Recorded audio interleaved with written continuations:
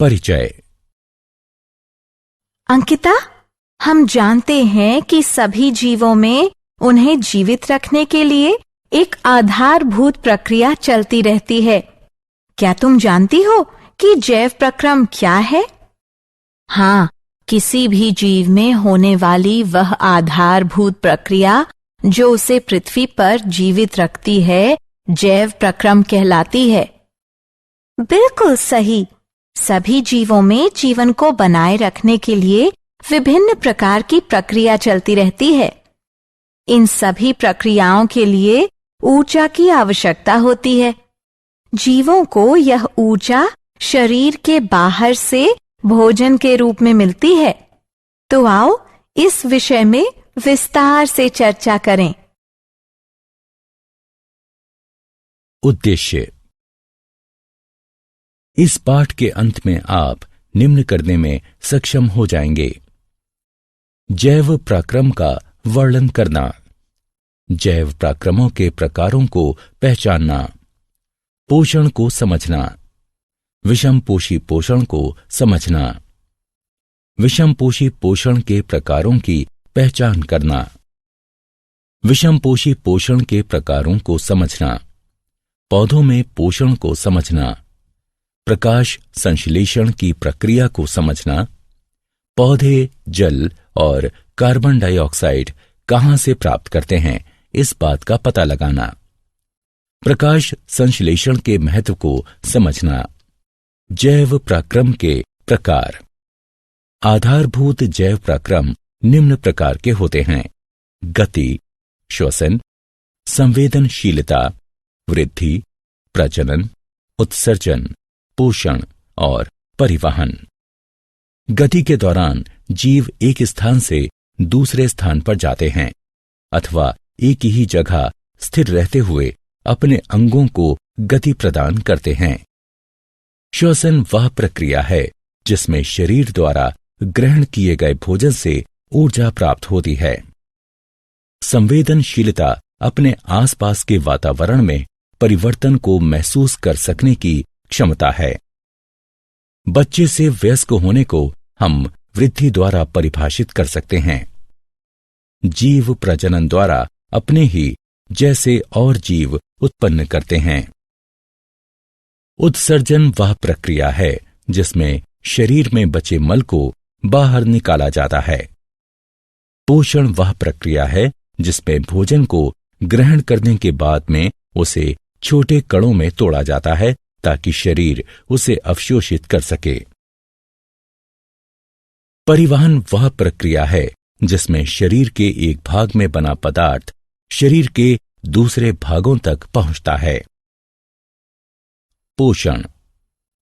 जैसा कि हम चर्चा कर चुके हैं, सभी जीवों में जीवन को बनाए रखने के लिए विभिन्न प्रकार की प्रक्रियाएं चलती रहती हैं।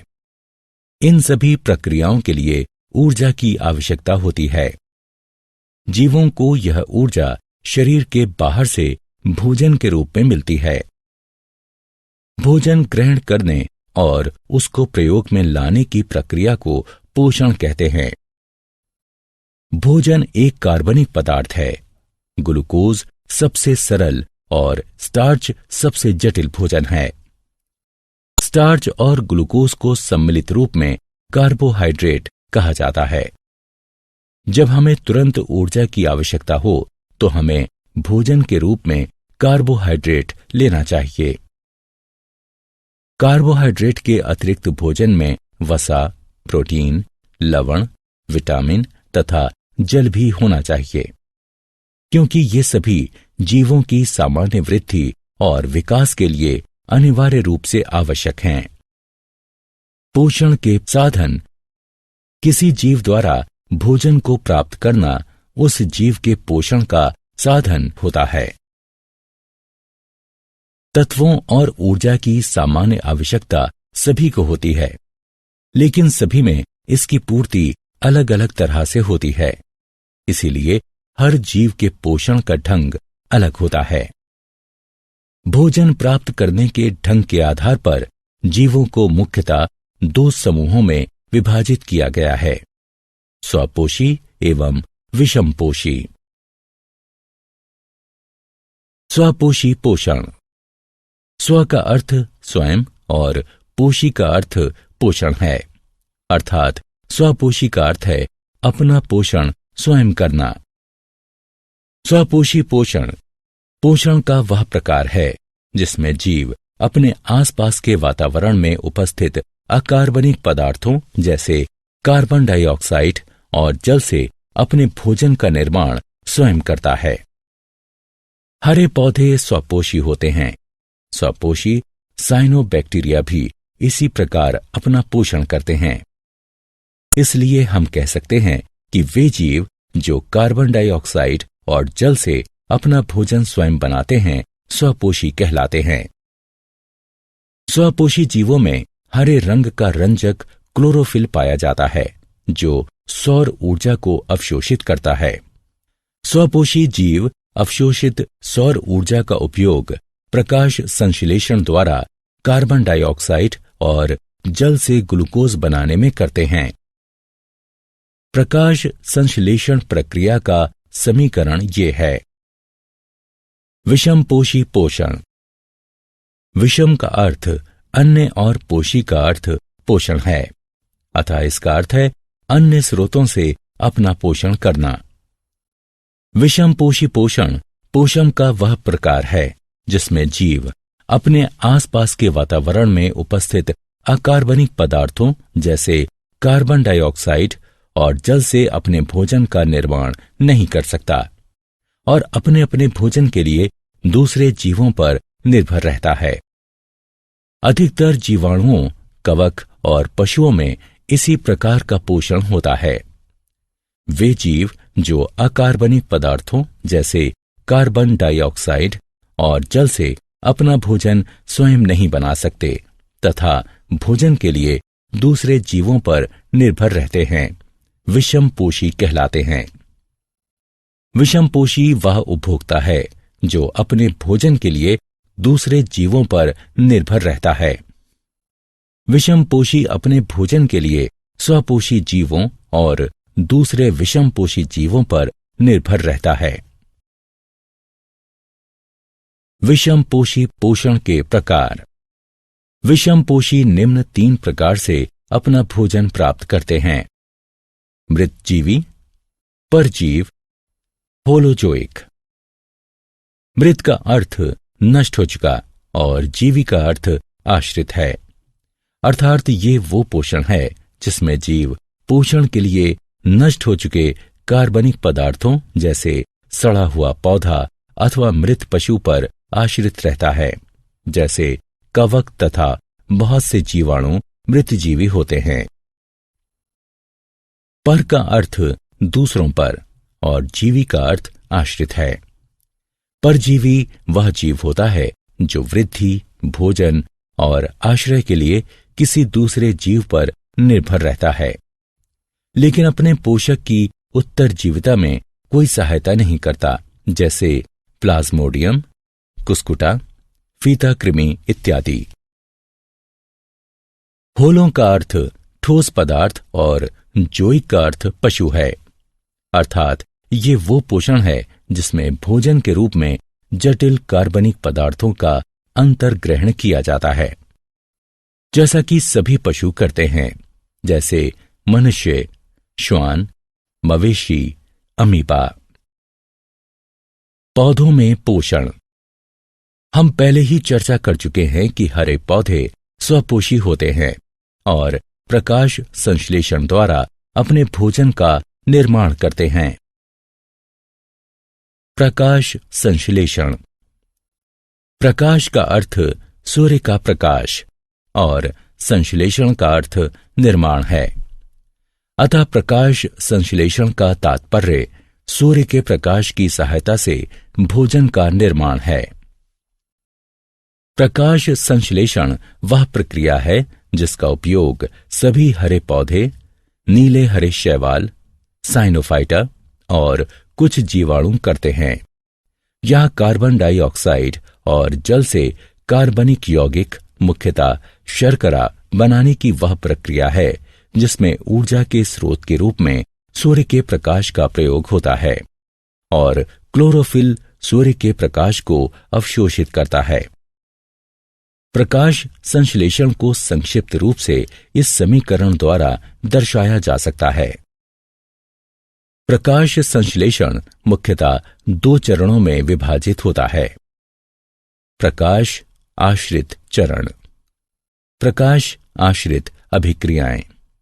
इनमें विकिरण ऊर्जा एटीपी के रूप में रासायनिक ऊर्जा में परिवर्तित हो जाती है। अंधकारमय चरण, प्रकाश मुक्त अभिक्रियाएं। प्रकाश आश्रित चरण में बनी एटीपी का उपयोग करते हुए एंजाइम संश्लेषण द्वारा मध्यवर्ती कार्बोहाइड्रेट और अन्य यौगिकों के निर्माण को निरूपित करता है। प्रकाश संश्लेषण की क्रिया निम्न 3 चरणों में घटित होती है। अवशोषण, क्लोरोफिल द्वारा सूर्य के प्रकाश से सौर ऊर्जा का अवशोषण। रूपांतरण, सौर ऊर्जा का रासायनिक ऊर्जा में परिवर्तन। सौर ऊर्जा द्वारा जल का हाइड्रोजन और ऑक्सीजन में टूटना। अपचयन, हाइड्रोजन द्वारा रासायनिक ऊर्जा का उपयोग करते हुए कार्बन डाइऑक्साइड का अपचयन करके ग्लूकोज जैसे कार्बोहाइड्रेट का निर्माण। कार्बन डाइऑक्साइड का अंतर्ग्रहण, कार्बन डाइऑक्साइड वायु स्टार्चल में ही उपस्थित है। हरे पौधे पत्तियों की सतह पर उपस्थित सूक्ष्म छिद्रों की सहायता से वायु से कार्बन डाइऑक्साइड लेते हैं। ये सूक्ष्म छिद्र रंध्र कहलाते हैं। कार्बन डाइऑक्साइड रंध्रों के द्वारा पत्तियों में प्रवेश करती है। प्रत्येक रंध्रीय छिद्र एक जोड़ी द्वार कोशिकाओं से घिरा होता है। ये द्वार कोशिकाएं रंध्रों के खुलने और बंद होने को नियंत्रित करती हैं। द्वार कोशिकाओं में जब जल प्रवेश करता है तो वो फूलकर वक्र हो जाती हैं, जिस कारण रंध्र खुल जाते हैं। दूसरी ओर जल जब द्वार कोशिकाओं से बाहर निकलता है तो वो सिकुड़कर सीधी हो जाती हैं और रंध्र बंद हो जाते हैं। जैसे ही रंध्र खुलते हैं, वायुमंडलीय कार्बन डाइऑक्साइड उनमें प्रवेश करने लगती है। जल का अंतर्ग्रहण, पौधों में प्रकाश संश्लेषण के लिए आवश्यक जल पौधों की जड़ें परासरण द्वारा मिट्टी से अवशोषित करती हैं। पौधों की जड़ों द्वारा अवशोषित जल जाइलम नलिकाओं द्वारा पत्तियों में उपस्थित प्रकाश संश्लेषीय कोशिकाओं में पहुंचता है, जहां उसका प्रयोग प्रकाश संश्लेषण में होता है। प्रकाश संश्लेषण का महत्व। प्रकाश संश्लेषण कई कारणों से महत्वपूर्ण है, जिनमें से कुछ प्रमुख कारण निम्न हैं। हरे पौधे प्रकाश संश्लेषण की सहायता से कच्चे माल के रूप में मात्र कार्बन डाइऑक्साइड और जल का उपयोग करके भोजन का निर्माण करते हैं, इसलिए ये पृथ्वी पर जीवन बनाए रखते हैं। प्रकाश संश्लेषण की प्रक्रिया में ऑक्सीजन का उत्सर्जन होता है, जो पशुओं और मनुष्यों के लिए आवश्यक है। जीवाणुओं को भी श्वसन के लिए इसकी आवश्यकता पड़ती है।